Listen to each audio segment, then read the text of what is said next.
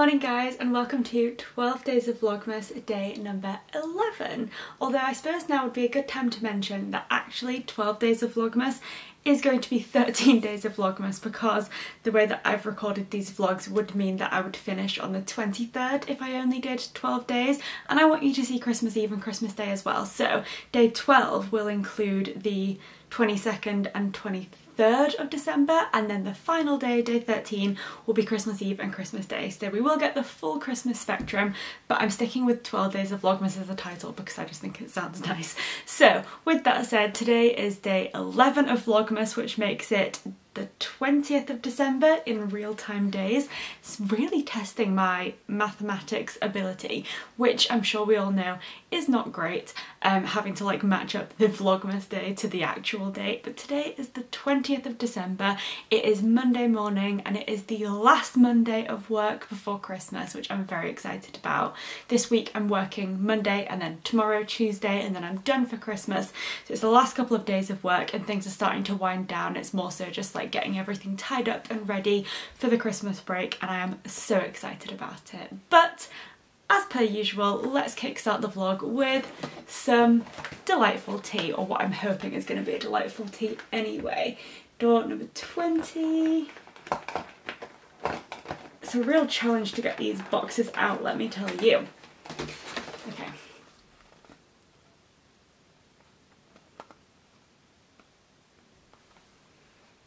Ooh, this sounds lovely. So, rhubarb and custard, not a festive flavour, but a flavour that I think sounds delightful.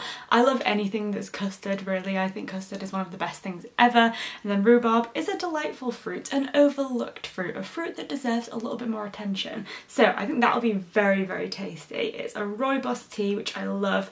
Rhubarb pieces, calendula, whatever is calendula, it sounds fun though, and then vanilla pieces. I think that is going to be really, really tasty. So excited to try that. Before we dive into all of the taste tests and the rest of the vlog, I thought I'd let you know what book I'm reading. You may have seen the last Vlogmas video, in which case you'll already know what I'm reading, but you might not have, because I had a bit of a nightmare with editing that vlog. I uploaded it and then someone let me know that a chunk of the video was missing and something had gone wrong in the export process. So about 500 people had already watched that video, and then I had to take it down, and I think YouTube did not like me for re-uploading a video with the same details but a slightly different video, so I don't think it got shown to as many people. So some of you might not have seen that vlog. So if you haven't, the book that I decided to start reading in the last Vlogmas video was Richard Osmond's The Thursday Murder Club, which has been on my shelves for quite some time now. And I actually started this book back in October, then just ended up getting distracted and didn't pick it up again. So I'm kind of starting again from scratch. I'm currently on page 110 and I'm really enjoying it so far. The premise of this book is that it's set in a retirement village. We have a group of old people who meet as the Thursday Murder Club, and essentially they just like to try and solve cold cases. So they just look at old like files from criminal records and all that kind of stuff and try and solve them. But then an actual murder takes place in their community and they decide to take it upon themselves to get involved in the investigation and try and solve it. So they're kind of like orchestrating these police people, and the police think that they're on top of the old people, but really it's kind of the other way around. And I think it's going to be a really fun one. It's giving me Miss Marple vibes and I'm really excited. I haven't yet properly like fallen in love with any of the characters, but I am really invested in the concept and the plot, and I'm excited to see where it goes. So this is one book that I'm reading. I'm also listening to an audiobook, which I started again in my last vlog, and that is a book that I've listened to, or rather a book that I've read before, but I've never listened to the audiobook, and it is on Audible, and it is the A Christmas Carol version that is narrated by Hugh Grant, because who doesn't love a bit of Hugh Grant at Christmas time? So those are the two books I have on the go. I'm hoping to get quite a bit of reading done, seeing as it is a Monday and Tuesday. I don't have any other major plans aside from work, so I'm hoping to prioritise reading and just get through these books. So that's where we're at with reading. We've got rhubarb and tea custard, that's not right, rhubarb and custard tea. I'm going to go make breakfast and I'll be back for a taste test.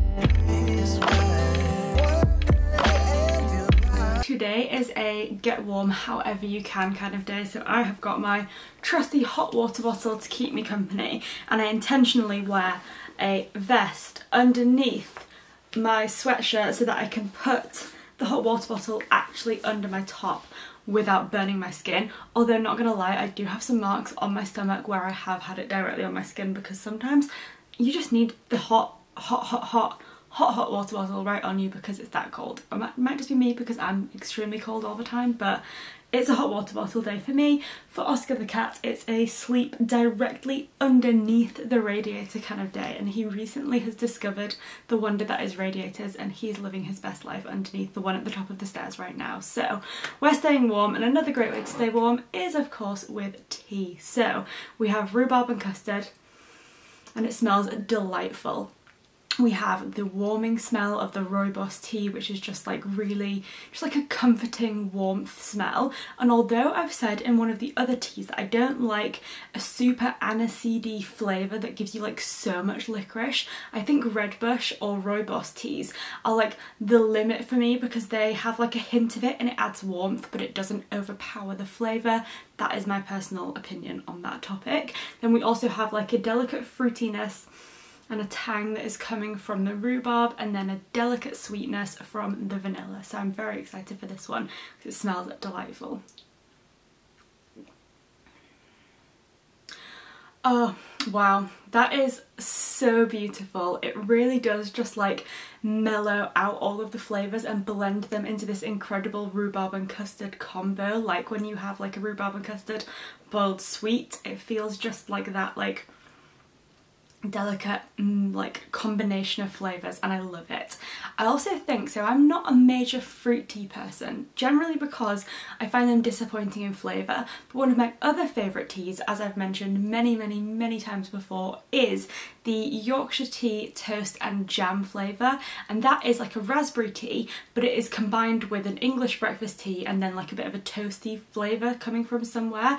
And I think that is the key to me for enjoying a fruit tea flavour, is blending it with another type of tea and throwing something else in to like bring the flavour levels up a little bit, because I think raspberry tea on its own, rhubarb tea on its own, it's not strong enough to like really carry a tea in my opinion. But when you blend it, in the case of the raspberry jam one with the English breakfast tea, the two together make an incredible combination. Or in this case, you've got the rhubarb but that's balanced out with the vanilla and the redbush and the rooibos, and I just think that really like elevates it, and it gives you this incredible like flavour profile rather than just having one flavour that you wish was a bit stronger. All of them together work really well, so really big fan of this one. And I'm quite glad in this tea advent calendar I have gotten so many tea flavours that I wouldn't even consider to have been a tea flavour, like rhubarb and custard. That wasn't even on my radar as a combination of flavours that you'd find in tea.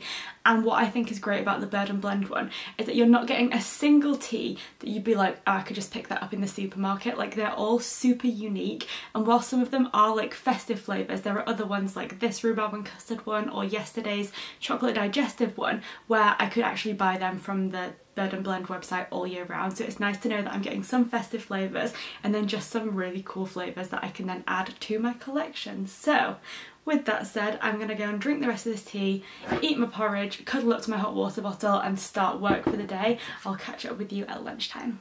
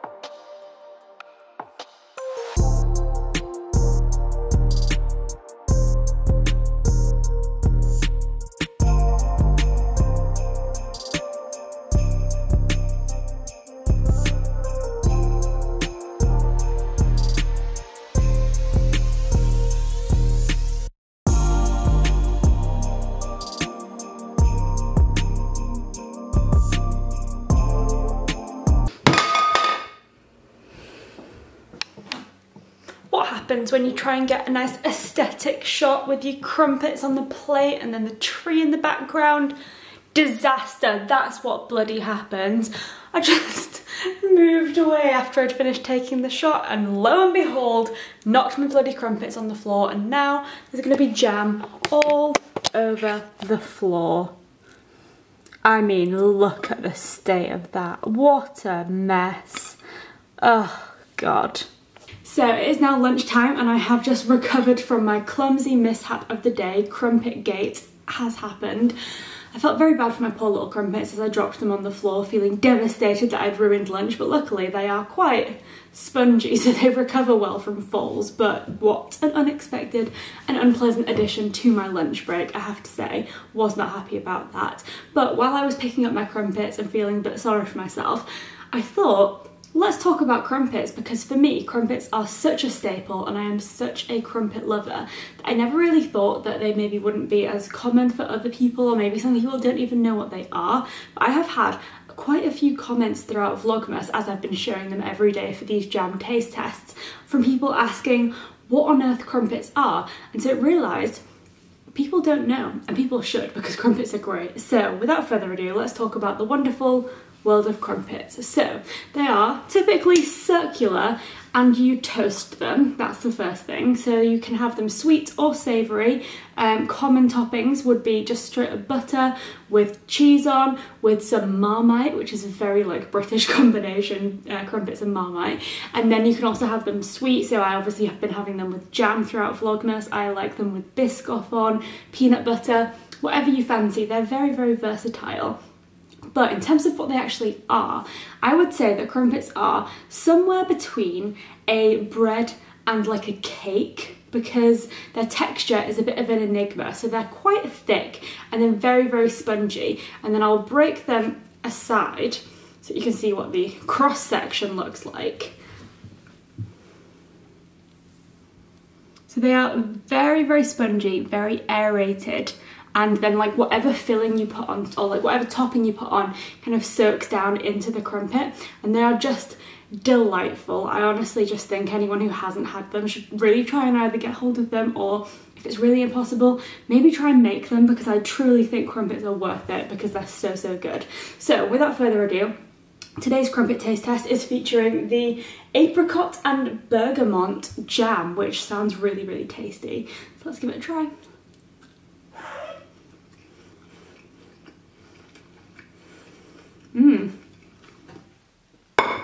That's like a nice tangy fruit combination. I really like that. And then the English tea shop calendar is a happy holidays flavour, which if I remember correctly from the first time around that this one came up, it was like a sweet mint. Yes, very tasty, very refreshing.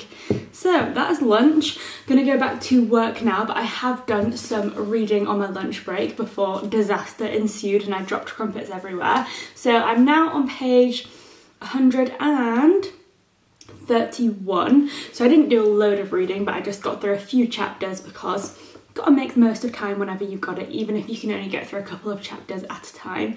And I'm starting to really, really like this book. I liked the concept from the start. I think the further I get in, the more I'm warming up to the concept of the characters. And in particular, we have two characters. One is Elizabeth. She is one of the old ladies, and I would say that she is kind of like the ringleader of the Thursday Murder Club. And then we also have a young police officer called Donna, and Donna has recently moved to this small town where the retirement village is located, and she transferred from the like London Met Police up to a smaller town, and she was kind of like moving post a breakup and kind of trying to like transform her life that way. So she is kind of like big fish in a small pond, and then Elizabeth has kind of like latched onto her, and there's like a little bit of a friendship starting up between the two, but obviously it's a little bit weird. There's quite an age gap and they're not necessarily meeting on equal terms because there has to be a sort of like professional divide given that Donna is a police officer, but still there is just this like banter and back and forth between the two of them, and I'm really enjoying seeing that like little relationship developing. So really excited to read more of this one after work, but for now back to the desk to do some more more tasks. It's mostly kind of like an admin day. Had a call with some colleagues earlier and I feel like everyone is on the same page that this is kind of just like admin tying things up before the end of the year situation, which is fine, but it also makes it kind of like tasks that you don't really want to do because you've been putting them off because they're not really that fun. So that's on the agenda for this afternoon. I may listen to some of A Christmas Carol whilst I'm getting on with some of those admin tasks, and then I'll catch up with you later on.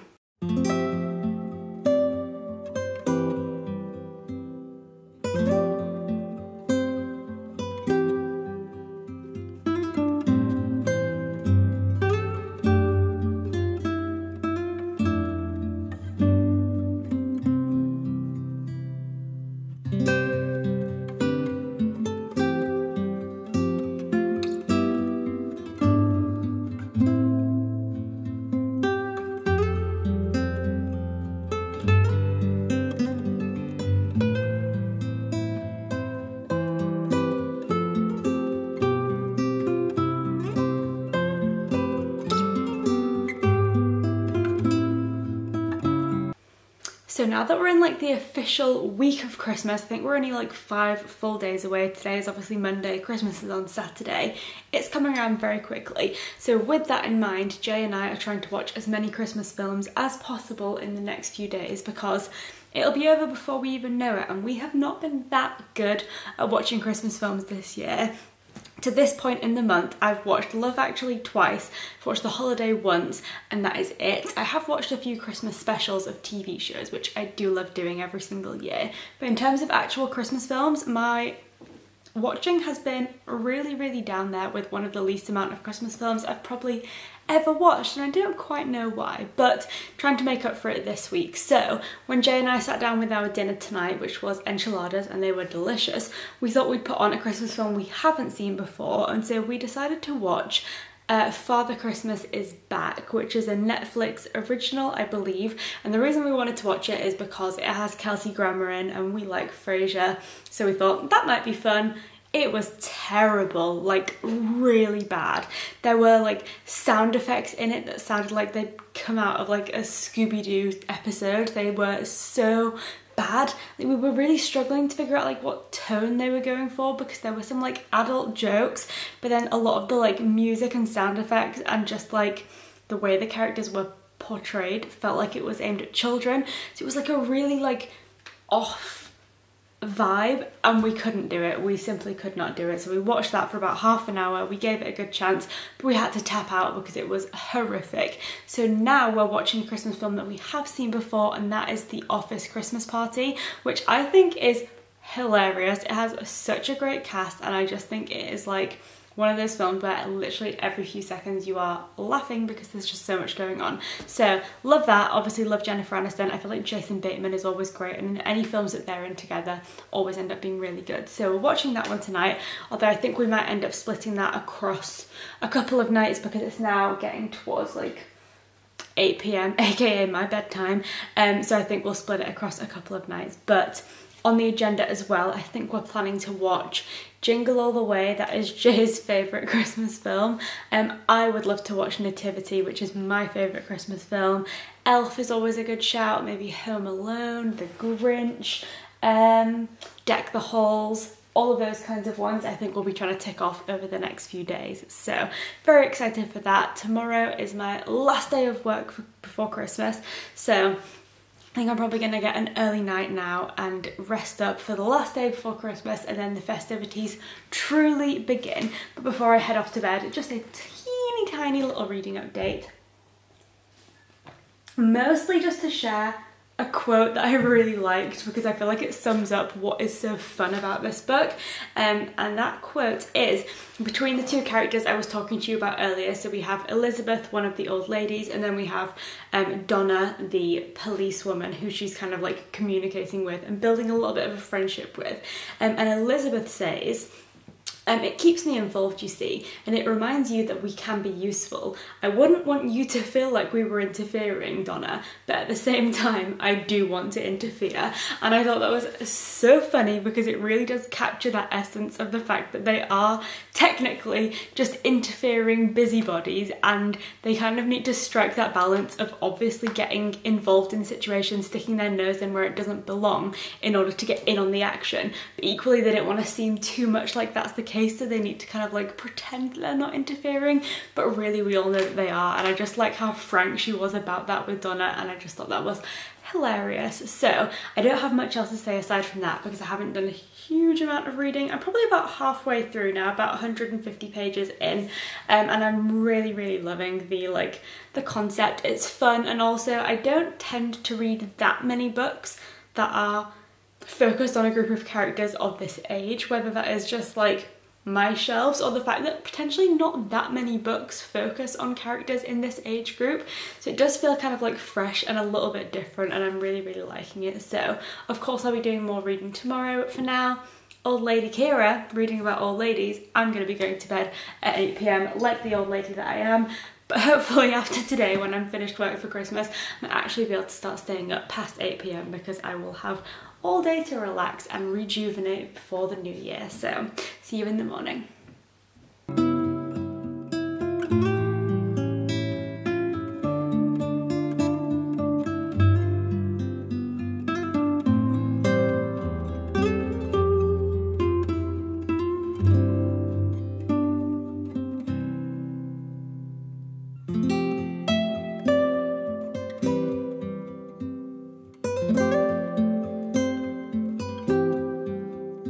It's my last day of work before Christmas. It is the 21st of December today, which also makes today the winter solstice, aka the shortest day of the year. So I set up my camera this morning hoping to catch like a beautiful wintry sunrise, but the sky was like, not today, Kira, not today, because it is just pure grey. Me and Jay like to differentiate between cloudy skies, which is where you have like, you can see some sky and then there are clouds dotted here and there and they have a bit of definition to them, and then what we've got today is what we describe as cloud, where it just looks like one gigantic homogeneous cloud that has no differentiation. It's just a sheet of grey and white across the sky. So that's what we were blessed with this morning, which is fine, but I was hoping for like a nice beautiful winter sky to look at this morning to celebrate the winter solstice, but wasn't to be, and that is fine. It does mean that after today things will start getting lighter gradually, which is always a lovely thing. So regardless of the fact that the sky forsook me this morning, I'm still happy that it's winter solstice. And like that I said, it's my last day of work for the whole year, the last day of work for the year. So I'm wearing another festive Christmas jumper, feeling very wonderful and excited to break up for the Christmas holidays. So with that said, let's open the tea advent calendar and kickstart the day on a high with a delicious tea, because Bird and Blend never lets me down.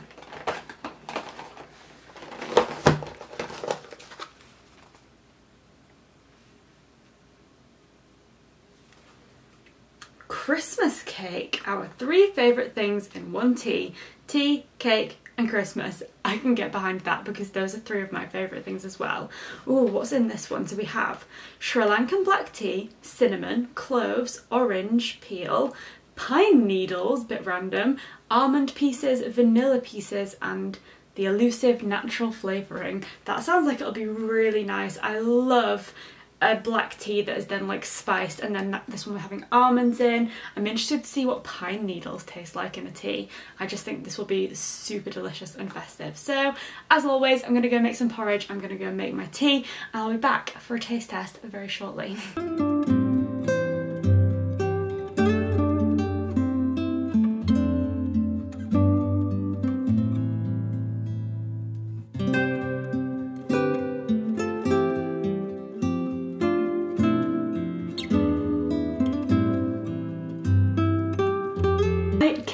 cannot believe that I forgot about this little mug. It's so cute. I actually got this one for Christmas from my mum last year and I fell in love with it because how could I not? It's adorable. But I think then when we moved, it ended up towards the back of the mug cupboard and I just haven't used it in months and months. And then the other day I was rearranging the mug cupboard to make room for a couple of new additions, namely my adorable new Santa mug that I got at the weekend, and I spotted this one and was like, oh my god, where have you been all my life? But I love it. So we have our Christmas cake tea, which smells delightfully like almondy and cinnamony, and I'm going to give this a little taste. Really nice. It's just like a sweet, delicate blend of spices, which is exactly what I was hoping for. The one downside to this adorable mug is that it's quite small because not the whole thing is actually taking up liquid.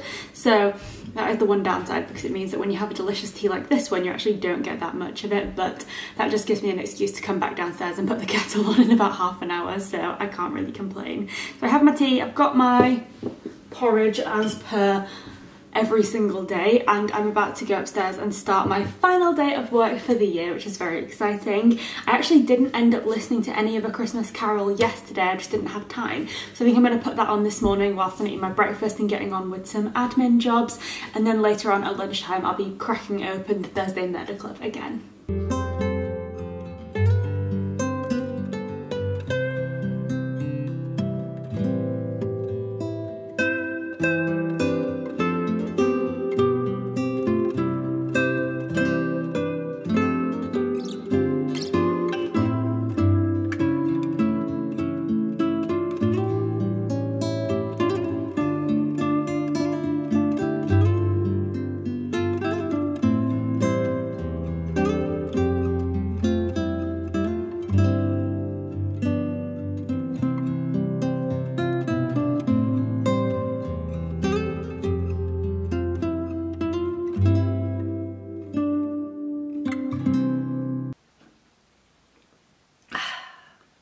Made it to lunchtime, and of course my reward is a big old mug of Earl Grey tea, because what could be better than that?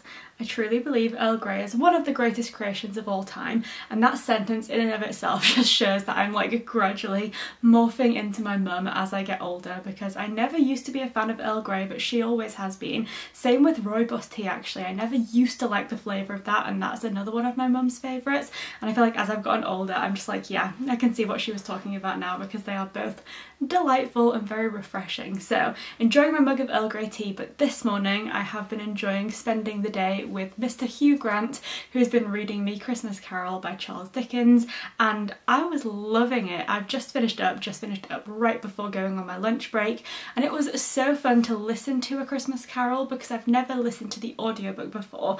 I've read the book physically many times, and it has now become a December tradition to read it in like the week before Christmas, and I absolutely love reading A Christmas Carol right before Christmas is here because it just feels so festive.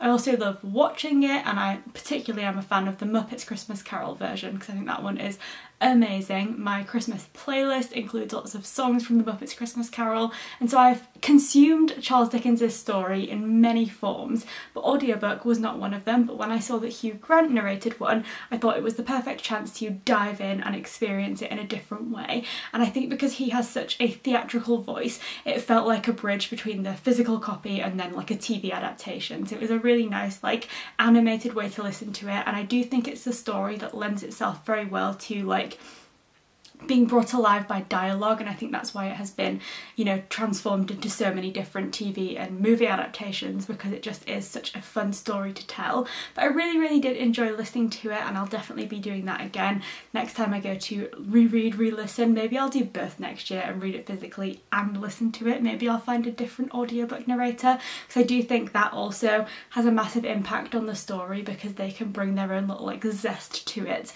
by the way that they tell it. So I really enjoyed that.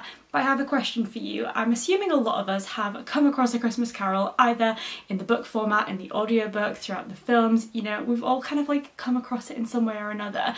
So I want to know, which ghost do you like the best? for me, I think it has to be The Ghost of Christmas Past, because I think that is like the thing that really transforms your view of Scrooge. Like, you sort of introduced him initially as this horrible old man and he's like very unlikable, and then gradually your opinion of him softens as his own understanding of who he's become becomes more clear throughout. And I think The Ghost of Christmas Past is such an interesting one because we see him entirely before that transformation into this horrible old man and greedy, money focused person has happened, and we sort of see that transition, and I just think it's the most illuminating of the three ghosts. But they're all very interesting and obviously have their part to play, so I'd love to know who your favourite is, so leave a comment down below if you have one. But yeah, finished A Christmas Carol, so that's another book done for December. Very, very happy to say that. But now it's my lunchtime. I've obviously got my cup of tea and I've also got my crumpets, because I'm nothing if not a woman of absolute routine. My porridge and my tea every morning, my tea and my crumpets every lunchtime. I have a routine and I like it. So today's crumpet has raspberry and chamomile jam on it, which I think is going to be interesting. What I really like about some of the Bon Maman raspberry jams is that they are so smooth. I don't mind jam with bits in, but raspberry jam, when it is seeded, can be such a pain because you spend the next like hour of your life trying to like dislodge raspberry seeds from your teeth. So a smooth one is actually quite a nice surprise. So without further ado, let's give it a try.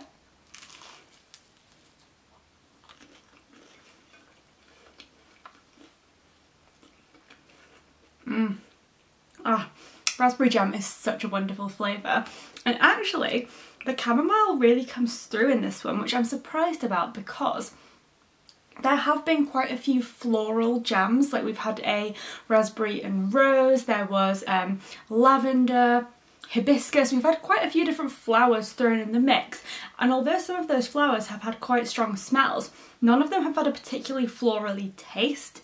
So this one is actually coming through, which I'm pleased about because I quite like a floral flavour. So there we go. I'm definitely going to enjoy those crumpets and my cup of tea. I think I might watch a Zoe Sugg vlog while I'm eating, and then if I've got enough time on my lunch break, I'll try and steal a few chapters of the Thursday Murder Club before getting back to the afternoon of work. And then this evening, now that I've finished A Christmas Carol, I can be dedicated entirely to this book.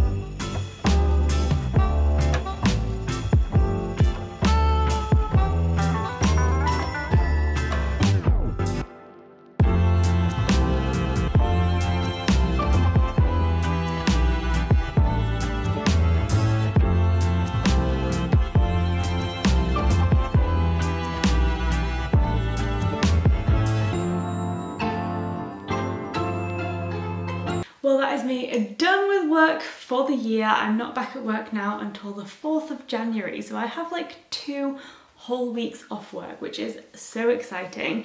Not that I'm planning to do anything all that extravagant, to be perfectly honest. Aside from celebrating Christmas itself, it's probably going to be 2 weeks filled with lots of reading, baking, watching TV, relaxing, and hopefully just like resting up so that by the time I go back to work in January, I might feel like I've actually got enough energy to stay up past 8 p.m, which has been unheard of for the last couple of months for me. I've just been a walking ball of exhaustion. So hoping to rest up and just enjoy a couple of weeks off work, because you don't often have like 2 whole weeks. That feels like such an extended period of time away from work, and I'm very excited to just chill out and enjoy the festive period. So that's what's on my agenda for Christmas, but I'd love to know if any of you guys have booked any time off, and if so, what are you planning to do with it? Because I know it's kind of a bit of a weird time at the moment in terms of like making concrete plans, but are there any books that you really want to read over Christmas? Is there anything you're desperate to catch up on TV, or anything else that you want to use your festive time off for?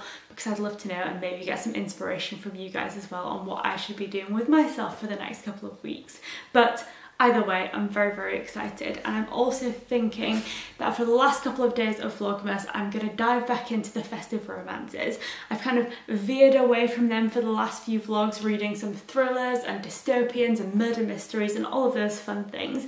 But as we are drawing towards Christmas and the festive period is very quickly coming to an end, I think it's time to give the festive romances some limelight again, because whilst I love all of those other books, you can only get away with reading super cheesy, super Christmassy, Hallmark-esque romances once a year, and I don't want to miss out on that because they're so much fun, and I have read a few great ones already this month. So on the agenda is one that I picked up not too long ago called The Merry Christmas Project, which I think will be super cheesy, very predictable, really fun, and I can't wait to dive into it. And then I'm also midway through rereading An Island Christmas by Jenny Colgan, so if I have time I'll try and finish that one up as well. So those are the festive romances on the agenda, and I'm gonna have just the most wonderful Christmassy time and do as much festive things as I possibly can fit into the next like 4 days before Christmas.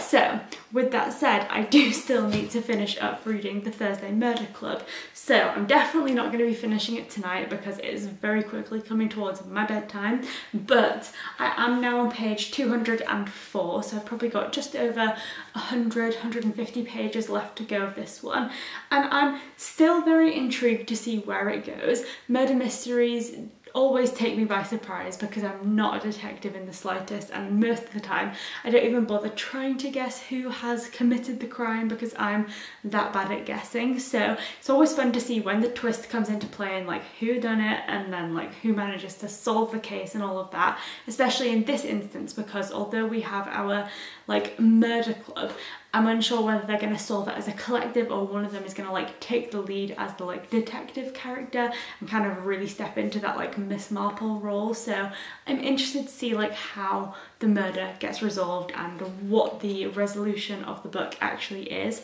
However, although I'm interested by the concept of this book and on paper it seems really intriguing to me, in practice I'm just finding it a little bit of an average experience. So there's nothing about this book that is really making me like go wow. There's no characters who I love, and there's no bits of the plot that I'm particularly interested in. On the whole, it's just like a fairly interesting concept, but nothing about it is like mind-blowing or like really memorable. And likewise, there's nothing that is really terrible or really unlikable about it.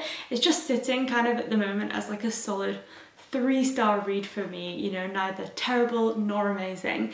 And so I am finding it like a tiny bit of a slog just because it's not like super motivating to read, but I'm definitely going to try and prioritise this one first thing tomorrow, get it ticked off that TBR so then I can dive back into the festive romances. So you'll be hearing more about this one in the next vlog, but thank you so much for watching, and I will see you tomorrow for Vlogmas Day 12.